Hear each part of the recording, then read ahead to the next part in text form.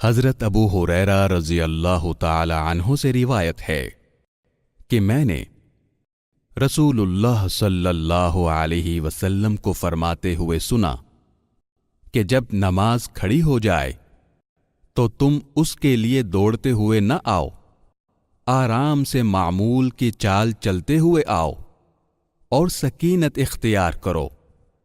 جو نماز امام کے ساتھ پا لو وہ پڑھ لو، اور جو تم سے فوت ہو جائے اسے پورا کر لو۔ اسے امام بخاری اور امام مسلم نے روایت کیا ہے۔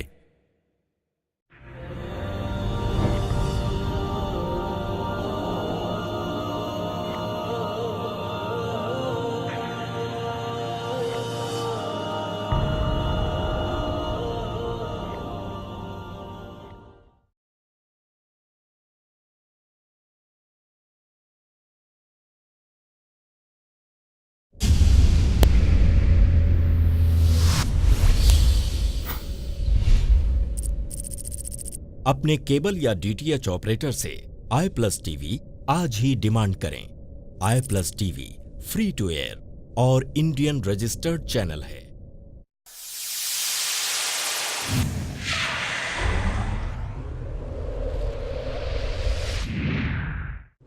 آئی پلس ٹی وی، بہتر زندگی کے لیے۔ شهر رمضان الذي أنزل فيه القرآن هدى للناس وبينات من الهدى والفرقان۔ السلام علیکم ورحمۃ اللہ وبرکاتہ۔ الحمدللہ رب العالمین والصلاة والسلام علی رسولہ الکریم وعلی آلہ واصحابہ اجمعین، اما بعد فاعوذ باللہ من الشیطان الرجیم، بسم اللہ الرحمن الرحیم۔ افلا يتدبرون القرآن ولو کان من عند غیر اللہ لوجدوا فیہ اختلافا کثیرا۔ بسم اللہ الرحمن الرحیم۔ رب اشرح لی صدری ویسر لی امری واحلل عقدۃ من لسانی یفقہوا قولی۔ میں سب سے پہلے اللہ سبحانہ و تعالیٰ کا شکر بجا لاتا ہوں، بے پایا درود و سلامتی ہو محمد مصطفیٰ صلی اللہ علیہ وسلم پر۔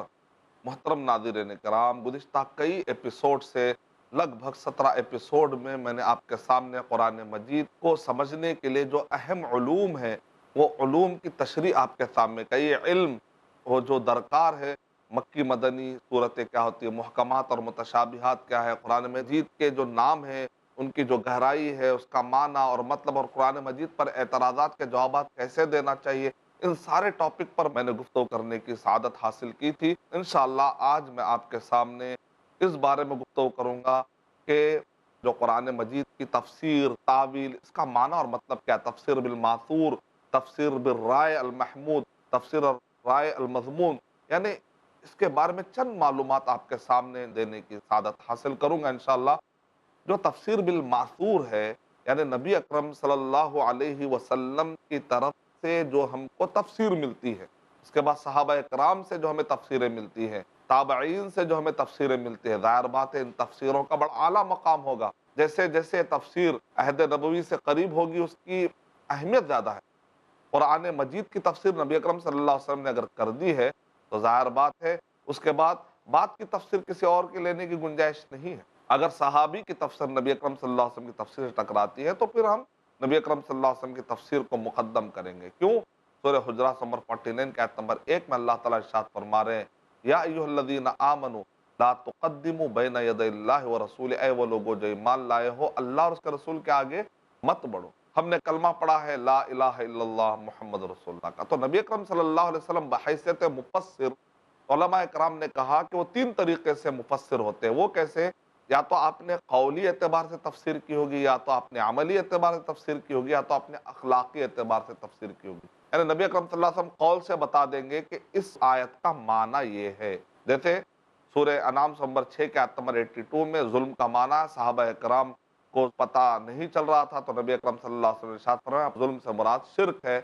الذین آمنوا ولم یلبسوا ایمانہم بظلم اولئک لہم الامن وہم مہتدون۔ قول اقیم الصلاۃ قرآن مجید میں ہے، اور قرآن مجید میں اتبعوا، نبی اکرم صلی اللہ علیہ وسلم کو فالو کرو۔ اب نماز قائم کیسے کریں گے؟ ٹھیک ہے اللہ کا حکم تو مل گیا، لیکن اس حکم کو فالو کیسے کریں گے؟ تو نبی اکرم صلی اللہ علیہ وسلم اپنی پوری زندگی میں آپ نے جو نماز پڑھی ہے ان سارے حدیثوں کو جمع کریں گے، یعنی صحیح بخاری، صحیح مسلم، ابو داؤد، کتاب الصلاح کے جتنے حدیثوں کا جمع ہے وہ پڑھنے کے بعد آپ کو اقیم الصلاح نماز قائم کرنے کا طریقہ ملے گا، کیونکہ صلو کما رأیتمونی اصلی، اور قرآن مجید میں آیا ہے کہ اتبعوا قل ان کنتم تحبون اللہ فاتبعونی، تو اگر اللہ سبحانہ تعالیٰ محبت چاہتے ہو تو پھر محمد صلی اللہ علیہ وسلم کی اتباع کرنی پڑے گی۔ اب اللہ تعالیٰ قرآن مجید میں کہہ رہے نماز قائم کرو، اب اللہ خوش کب ہوں گے؟ جب آپ اللہ کا حکم مانیں گے، یعنی اللہ تعالیٰ نماز قائم کرو کہہ رہے، آپ نماز قائم کریں گے تو اللہ تعالیٰ خوش ہوں گے، اور اللہ تعالیٰ کو اب خوش کرنا ہے اور نماز قائم کرنا ہے تو اس کا طریقہ معلوم کرنے کے لیے محمد صلی اللہ علیہ وسلم کا طریقہ، اور محمد صلی اللہ علیہ وسلم نے کہا تھا،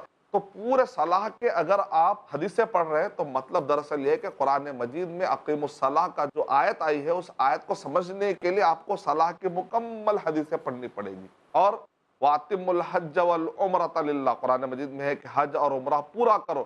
اب اس پر عمل کرنے کے لیے آپ کو پورا حج کا باب، حج کے کتاب حج کے احادیث پڑھنی پڑے گی، نبی اکرم صلی اللہ علیہ وسلم کے احادیث مبارک۔ قرآن مجید میں ہے فَمَن شَهِدَ مِنْكُمُ الشَّهْرَ فَلْيَصُمْ، کہ جو کوئی اس مہینے کو پالے اس کو چاہیے کہ روزہ رکھے۔ اب یہ روزہ رکھنے کے لیے نبی صلی اللہ علیہ وسلم کے پورے احادیث کتاب الصوم پڑھنا پڑے گا آپ کو۔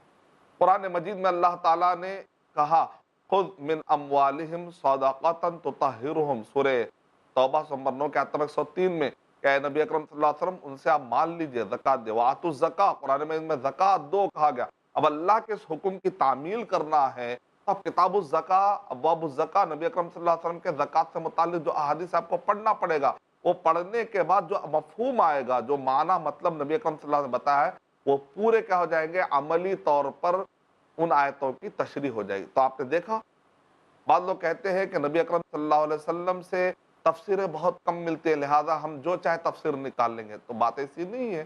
آپ تفسیر سے مراد نبی اکرم صلی اللہ علیہ وسلم کا قول کیوں مراد لے رہے ہیں؟ نبی صلی اللہ علیہ وسلم کی عملی تفسیر، آپ نے جو زندگی بھر نماز، روزہ، زکوٰۃ، حج کو آپ نے عمل کر کے جو بتایا ہے، وہی عمل تو اللہ کو پسند ہوگا، کیونکہ نبی اکرم صلی اللہ علیہ وسلم اللہ کے پسندیدہ تھے۔ کیا آپ وہ کام کریں گے جو اللہ کو پسند نہیں ہے؟ نہیں، آپ وہ کام کریں گے جو اللہ کو پسند ہے، پھر ہم بھی اللہ کو پسند کریں گے، اللہ ہم کو بھی پسند کریں گے انشاءاللہ۔ صحابہ اکرام نبی اکرم صلی اللہ علیہ وسلم کی ایک ایک ادا کو فالو کرنے کی کوشش کیوں کرتے تھے؟ ان کو معلوم تھا کہ نبی صلی اللہ علیہ وسلم جو بھی کر رہے ہیں اللہ سبحانہ تعالیٰ کی طرف سے کر رہے ہیں۔ تو قرآن مجید کی آیتوں کو اچھے طرح سمجھنے کے لیے نبی صلی اللہ علیہ وسلم کی پوری سیرت اور نبی صلی اللہ علیہ وسلم کے احادیث کو پڑھیں گے تو عملی طور پر نبی اکرم صلی اللہ علیہ وسلم نے جو کچھ بھی کیا، ان آیتوں کو سمجھانے کی وہ عملی شکل تھی، یا تو قولی شکل تھی، تقریری شکل تھی، یا تو اخلاق، آپ کا اٹھنا بیٹھنا، چلنا پھرنا، مسکرانا، جو بھی آپ نے ہدایات دی ہے، ان ہدایات نبی صلی اللہ علیہ وسلم نے اپنی طرف سے نہیں دی، بلکہ قرآن مجید میں جو اخلاق بتائے گئے ان اخلاق کی تفصیلات پورے آپ کو احادیث میں ملیں گی۔ تو ظاہر بات ہے اس لحاظ سے اگر دیکھا جائے تو احادیث کا جو پورا ذخیرہ ہے نا، وہ قرآن مجید کی تفسیر آپ کو مل جائے گی۔ اس کا مطلب تفسیر بہت ہے، تو اس کو بڑی مشکل سے جو حل کرتے ہیں کہ کیا نبی اکرم صلی اللہ علیہ وسلم سے تفسیر ملتی ہے نہیں ملتی، تو ہم پوچھیں گے پھر تفسیر کا معنی کیا لے رہے ہیں؟ تفسیر کا معنی آپ یہ لے رہے ہیں کہ آیت آئے، اس آیت کے نیچے نبی صلی اللہ علیہ وسلم کا قول آپ کو پورے سندوں کے ساتھ ملے، اگر آپ یہ معنی لے رہے ہیں تب تو آپ رانگ ہے نبی صلی اللہ علیہ وسلم کو بحیثیت مفسر سمجھنے میں۔ اللہ تعالیٰ قرآن مجید میں ارشاد فرما رہے ہیں، سورہ نحل سورہ نمبر 16 کے آیت نمبر 44 میں وَأَنزَلْنَا إِلَيْكَ الذِّكْرَ لِتُبَيِّنَ، تبینہ بیان کر دیجیے، بیان کرنے کی ذمہ داری اللہ تعالیٰ نے نبی اکرم صلی اللہ علیہ وسلم کو دی ہے۔ یعلم، تعلیم کی ذمہ داری اللہ تعالیٰ نے دی ہے۔ لا تحرک بہ لسانک لتعجل بہ ان علینا جمعہ وقرآنہ فاذا قرأناہ فاتبع قرآنہ ثم ان علینا بیانہ، سورہ قیامہ نمبر 75 کے آیت نمبر 15، 16، 17 میں بیان، قرآن بھی نازل کیا، اللہ نے بیان بھی نازل کیا، اور یہ بیان کی ذمہ داری نبی صلی اللہ علیہ وسلم کو اللہ تعالیٰ نے دی۔ کا مطلب یہ نکلا کہ بحیثیت مفسر اگر ہم غور کریں گے عملی اعتبار سے، اخلاق کے اعتبار سے، تو پوری سیرت، پوری حدیث کی کتابیں قرآن مجید کی تفسیر ہے۔ اس کا مطلب تفسیر بہت کچھ ملی الحمدللہ۔ اللہ تعالیٰ نے ہم کو قرآن مجید ایسے ہی دے کر نہیں چھوڑ دیا کہ آدمی جو چاہے اس کا معنی مطلب نکالے، جیسا کہ حدیث کا انکار کرنے والے کہتے ہیں کہ قرآن مجید کو ہم سمجھ جائیں گے اور جو چاہے مطلب نکال لیں گے۔ نبی صلی اللہ علیہ وسلم نے صحابہ کو سمجھایا، صحابہ کو عربی آتی تھی کہ نہیں؟ عربی آتی تھی۔ عربی آنے کے باوجود بھی کیا نبی اکرم صلی اللہ علیہ وسلم کے وہ محتاج تھے کہ نہیں تھے؟ کالا دھاگا، سفید دھاگا سمجھنے کے لیے نبی صلی اللہ علیہ وسلم کی ضرورت تھی۔ ہم کہتے ہیں صحابہ جو عربی جاننے والے تھے ان کو تو نبی صلی اللہ علیہ وسلم کے تفسیر کی ضرورت ہے، اور ہم حدیث کی ضرورت نہیں ہے۔ ہم اردو میں ترجمے، اکثر حدیث کا انکار کرنے والوں کو دیکھ کے ان کو عربی برابر نہیں آتا، اور جن کو آتا ہے بعد میں انہوں نے توبہ کر لی. جن کو تھوڑی بہت عربی اچھی آتی تھی، جیسا کہ علامہ رشید رضا شروع میں وہ حدیث کا انکار کرتے تھے، لیکن جب ان کو بعد میں بات سمجھ میں آ گئی تو انہوں نے انکار کیا اور مسلسل المنار پر وہ مجلات لکھتے رہے، یہاں تک کہ شیخ البانی رحمۃ اللہ علیہ المنار کے مجلے سے متاثر ہو کر محدث بنے. یعنی کہ جو علم والے تھے، اگرچہ کہ وہ کچھ دیر کے لیے غلط فہمی سے وہ انکار میں مبتلا ہوئے بھی، لیکن بعد میں وہ توبہ کی. لیکن جن کو اکثر دیکھا گیا ہے عربی زبان زیادہ نہیں آتی، اردو کے ادیب ہوتے ہیں اور قرآن مجید کے بارے میں وہ منہ شگافیاں کرنے لگتے ہیں اور حدیث کا انکار کرتے ہیں، نتیجے میں آخری میں خود بھی بھٹکتے ہیں، لوگوں کو بھٹکاتے. اللہ سبحانہ وتعالی ہماری حفاظت فرمائے. تفسیر بالمعثور میں لیکن ایک بات کا خیال رکھنا ہے. تفسیر طبری کیا ہے؟ تفسیر معثور کا ایک مرقع ہے، ایک مثال ہے، سمجھے آپ. ابن ابی حاتم کی بھی ایک تفسیر ہے. اور تفسیر طبری اگرچہ کہ اس کے اندر صحابہ، تابعین، نبی صلی اللہ علیہ وسلم ہی کے آپ کو اقوال تفسیر کے سارے باتیں آپ کو ملیں گی، ساتھ ساتھ میں آپ غور کر کے دیکھیے تو اکثر یہ دیکھا گیا ہے کہ یہ تفسیروں کے اندر ضعیف روایتیں بھی آ گئی ہیں، وہ آپ نہیں لے سکتے. مثال کے طور پہ سورہ اعراف میں جو مشہور آیت ہے کہ اللہ تعالیٰ نے وَجَعَلَ لَهُ شُرَكَاءَ، یعنی کہ آدم علیہ السلام اور حوا علیہ السلام کو بچے پیدا نہیں ہو رہے تھے، شیطان نے آ کر کہا اگر تم عبد الحارث رکھ لو گے نا تو تمہیں بچہ مل جائے گا، نعوذ باللہ. تو بہرحال اس کے بعد یہ جو بات بتائی جا رہی ہے آدم علیہ السلام، حوا علیہ السلام تو منسوب کے اسرائیلی روایتیں ہیں، یہ سب ضعیف روایتیں ہیں، یہ سب منسوب جو کر دیا گیا. تفسیر طبری میں آپ کو یہ روایت مل جاتی ہے. تو ہم تفسیر طبری کو صحیح بخاری کا درجہ نہیں دیتے کہ تفسیر طبری اچھی کتاب، بہت اچھی کتاب. ابن کثیر رحمۃ اللہ علیہ نے اس پر اعتماد کیا، بلکہ کئی اعتبار سے کئی مرتبہ آپ کو ابن کثیر کے ساتھ ساتھ تفسیر طبری پڑھنا پڑے گا، کیونکہ ابن کثیر رحمۃ اللہ علیہ نے تفسیر طبری سے کا جب اختصار کیا تو بہت اچھی سندوں کو اور بہت اچھے معنوں کو انہوں نے تفسیر ابن کثیر میں جمع نہیں کیا. تو آپ اگر پڑھتے ہیں تو تفسیر طبری سے بہت فائدہ ہوگا، لیکن آپ کو کیئرفل رہنا پڑے گا. تفسیر طبری کے اندر بہت سارے مقامات پر ضعیف روایتیں بھی آگئے. تو تفسیر بالمعثور، معثور نبی صلی اللہ علیہ وسلم اور صحابہ کے نام پر جو تفسیریں ملتی ہیں نا، ان تفسیروں میں آپ کو کیئرفلی یہ ڈیل کرنا ہے کہ اس کے اندر ضعیف روایتوں کو آپ نہیں لے سکتے. صحابہ کے نام پر بھی ڈال کر بہت سارے لوگوں نے حدیثیں گھڑ لی، کیونکہ بعض ایسے بھی لوگ آئے جس کو کہتے ہیں نا چتر اور چالاک. نبی اکرم صلی اللہ علیہ وسلم کے نام پر اگر حدیثیں گھڑیں گے تو جہنم ہے. من کذب علی متعمدا فلیتبوأ مقعدہ من النار، کہ جو کوئی ہم پر حدیث گھڑے گا، نبی صلی اللہ علیہ وسلم پر حدیث گھڑے گا، تو انہوں نے کہا چلو نبی پر نہیں.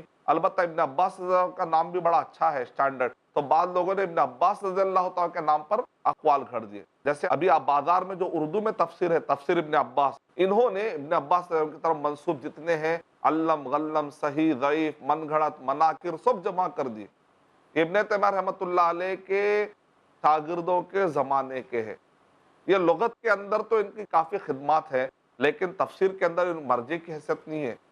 اور آج کے دور میں لوگوں نے اس کو جمع کر دیا ہے اور تفسیر ابن عباس کے نام سے مارکیٹ میں مل رہی ہے، اور لوگ لا کر تفسیر ابن عباس کہتے ہیں ابن کثیر سے ہی پرانی تفسیر ہمیں مل گئی ہے، لا کر اپنے تابدانوں میں رکھتے ہیں. آپ جانتے ہیں قادیانی حضرات اس تفسیر سے فائدہ اٹھاتے ہیں، کہتے ہیں تمہارے تفسیر ابن عباس کے اندر لکھا ہوا ہے سورہ آل عمران سورہ 3 کے آیت نمبر 55 میں، وہاں پر متوفی کا معنی موت.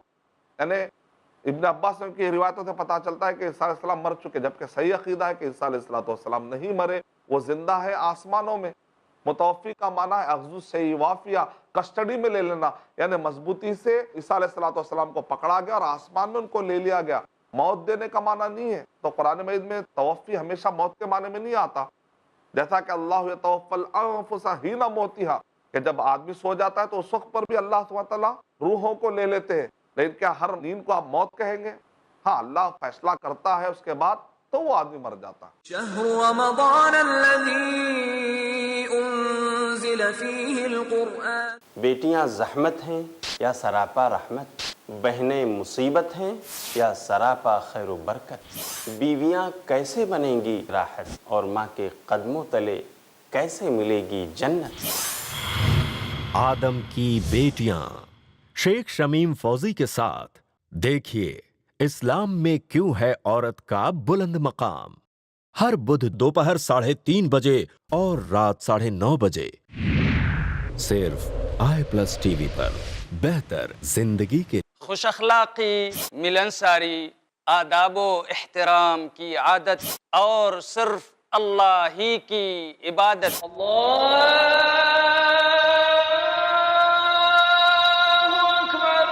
بن جائے ہماری ذہنیت۔ ہمارے پیارے نبی صلی اللہ علیہ وسلم ہمیشہ رہے قائم جن اصولوں پر، حقیقت میں ان اصولوں کی پابندی ہے تعمیر انسانیت۔ تعمیر انسانیت۔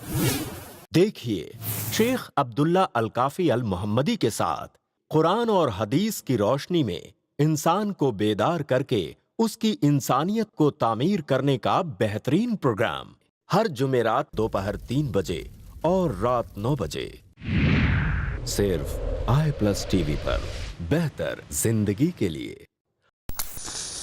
انسان کی زندگی میں تباہی مچانے والے، انسان کو دہکتی ہوئی آگ میں داخل کر دینے والے، انسان کو اللہ کی رحمت سے دور کر دینے والے، انسان کے دل کو زنگ آلود کر دینے والے وہ گناہ جنہیں معمولی سمجھا گیا ہے، وہ گناہ جنہیں معمولی سمجھا گیا، جانیے شیخ سہیل رحمانی سے، ہر جمعرات دوپہر 2:30 بجے اور رات 8:30 بجے، صرف i+TV پر، بہتر زندگی کے لیے۔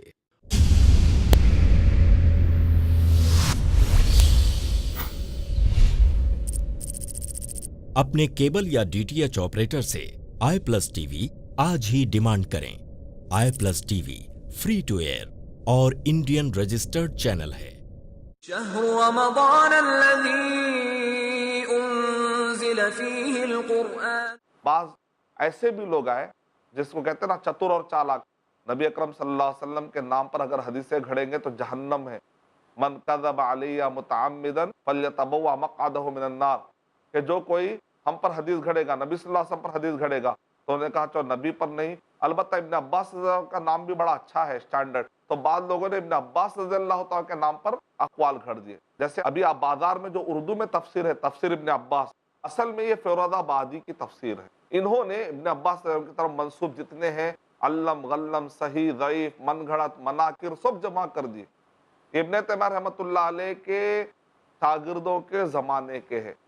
یہ لغت کے اندر تو ان کی کافی خدمات ہے، لیکن تفسیر کے اندر ان مرجع کی حیثیت نہیں ہے، اور آج کے دور میں لوگوں نے اس کو جمع کر دیا ہے، اور تفسیر ابن عباس کے نام سے مارکیٹ میں مل رہی ہے، اور لوگ لا لا کر تفسیر ابن عباس کہتے ہیں بھائی ابن کثیر سے ہی پرانی تفسیر ہمیں مل گئی ہے، لا لا کر اپنے تابدانوں میں رکھتے ہیں۔ آپ جانتے ہیں قادیانی حضرات اس تفسیر سے فائدہ اٹھاتے ہیں، کہتے ہیں تمہارے تفسیر ابن عباس کے اندر لکھا ہوا ہے سورہ آل عمران سورہ 3 کے آیت نمبر 55 میں، وہاں پر متوفی کا معنی موت، یعنی ابن عباس کی روایتوں سے پتہ چلتا ہے کہ عیسیٰ علیہ السلام مر چکے، جبکہ صحیح عقیدہ ہے کہ عیسیٰ علیہ السلام نہیں مرے، وہ زندہ ہے آسمانوں میں۔ متوفی کا معنی ہے اخذ شیء وافیہ، کسٹڈی میں لے لینا، یعنی مضبوطی سے عیسیٰ علیہ السلام کو پکڑا گیا اور آسمان میں ان کو لے لیا گیا، موت دینے کا معنی نہیں ہے۔ تو قرآن مجید میں توفی ہمیشہ موت کے معنی میں نہیں آتا، جیسا کہ اللہ یتوفی الانفس حین موتہا، کہ جب آدمی سو جاتا ہے تو اس وقت پر بھی اللہ سبحانہ وتعالیٰ روحوں کو لے لیتے ہیں، لیکن کیا ہر نیند کو آپ موت کہیں گے؟ مر جاتا ہے آدمی، مرتا نہیں ہے۔ ہاں اللہ فیصلہ کرتا ہے اس کے بعد تو وہ آدمی مر جاتا ہے، فیصلہ نہیں ہوتا ہے تو پھر روح واپس آتی ہے، تو صرف لے لینے کی وجہ سے موت نہیں ہو جاتی۔ یہ تفسیر جو منسوب ہے بازار میں ابھی جو اردو مل رہی ہے، یہ تفسیر تو یہ ماثور میں ایک پرابلم یہ ہوتا ہے کہ لوگ یہ سمجھتے ہیں کہ سب آتھینٹک ہوگا، نہیں، اس کے اندر بھی چیک کرنا پڑے گا۔ اس کے لیے امام بخاری رحمۃ اللہ علیہ نے بہت بڑا کارنامہ کیا۔ آپ پڑھتے ہیں صحیح بخاری کے اندر تو کئی صورتوں کئی آیتوں کی ماشاءاللہ امام بخاری رحمۃ اللہ نے تفسیر کر دی۔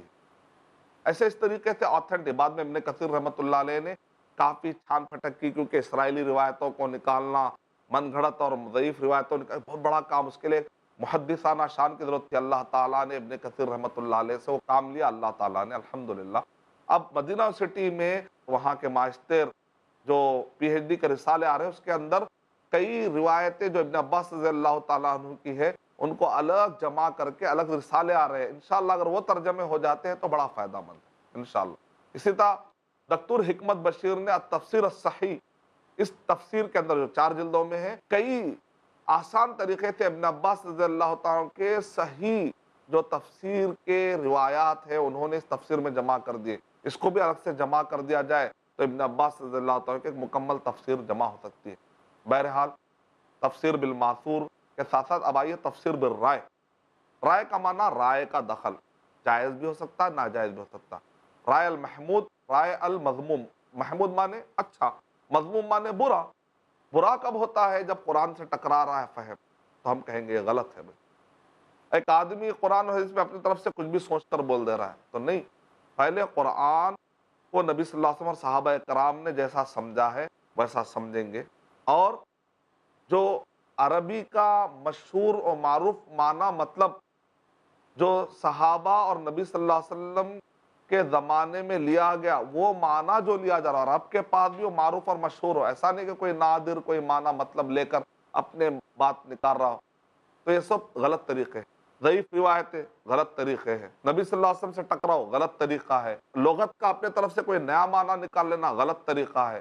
تو یہ جو اصول اور ضابطے پورا ہونے کے بعد ایک آدمی اس پر تدبر کر کے اپنی زندگی کے لیے وہ اثر لیتا ہے نا، اس کو کہتے ہیں رائے المحمود، اچھی رائے.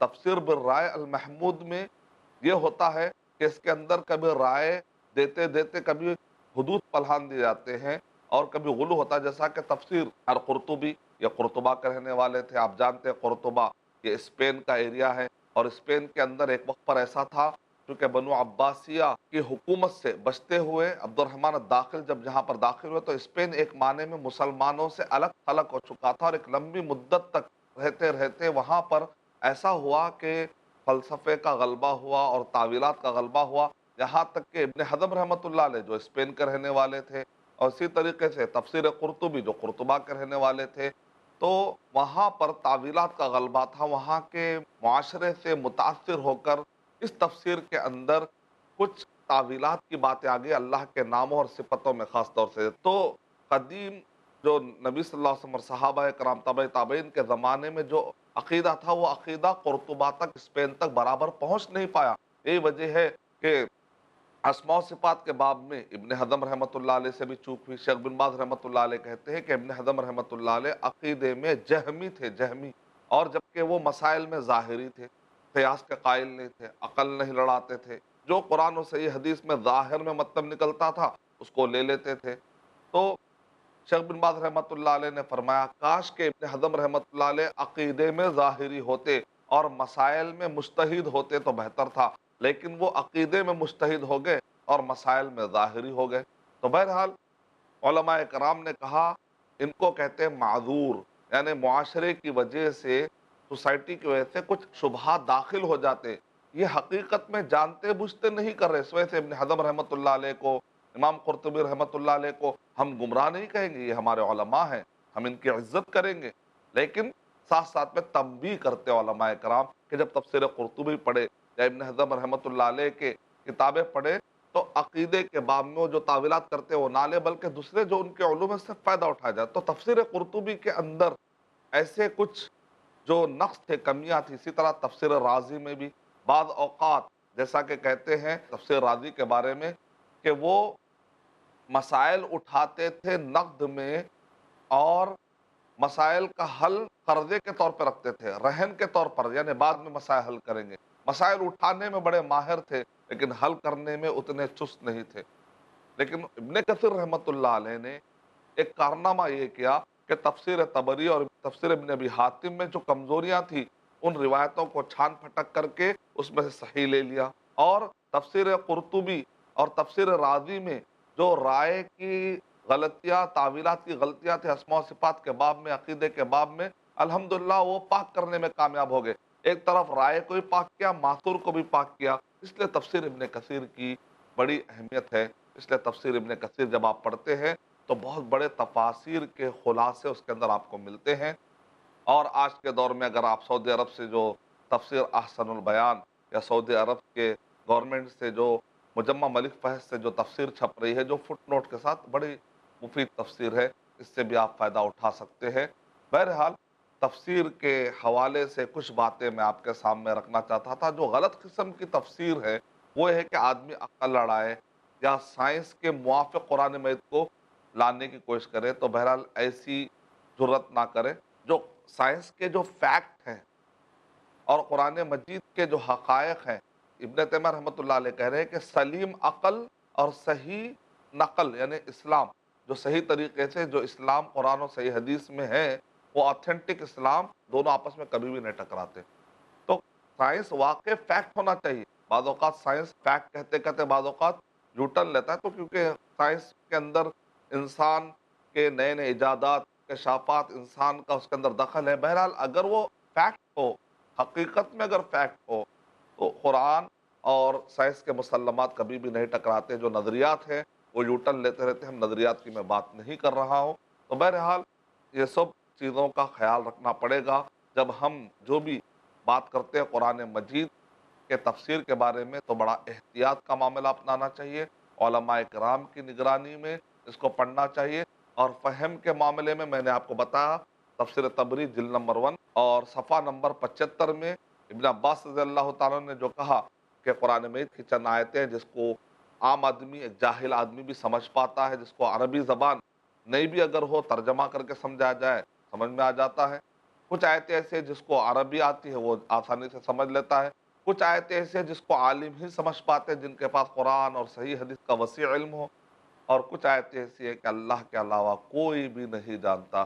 تو بہرحال قرآن مجید سمجھ سکتے ہیں یا نہیں سمجھ سکتے ہیں۔ کچھ لوگ کہتے ہیں کہ قرآن مجید کی ہر آیت سمجھ سکتے ہیں، یہ بھی بات غلط۔ کچھ کہتے ہیں قرآن مجید سمجھ میں آتا ہی نہیں ہے، یہ بھی بات غلط ہے۔ درمیانی بات ہے کہ قرآن مجید کا اکثر حصہ سمجھ میں آتا ہے، لیکن حروف مقطعات ہے یا اللہ کے ناموں اور صفتوں کی جو کیفیتیں ہیں یا غیب کے امور ہے جو اللہ نے خاص رکھے ہیں، ان سب کو چھوڑ کر قرآن مجید کا حصہ الحمدللہ عام آدمی کو بھی سمجھ میں آ سکتا ہے، یہ الگ بات ہے۔ ہر ایک اپنے اپنے ظرف کے مطابق لیتا ہے۔ ہم ابھی اس بحث میں پڑے ہیں کہ قرآن مجید ہم کو سمجھ میں آتا ہے یا نہیں آتا، جبکہ غیر مسلم قرآن مجید کا ترجمہ بھی حاصل کر رہے ہیں، سمجھ بھی رہے ہیں اور کلمہ بھی پڑھ رہے ہیں، اور ہم مسلمان قرآن مجید سے دور ہو گئے ہیں۔ اللہ تعالی ہم کو صحیح توفیق عطا فرمائے۔ وآخر دعوانا ان الحمدللہ رب العالمین۔ السلام علیکم ورحمۃ اللہ وبرکاتہ۔ إن الذي فرض عليك القرآن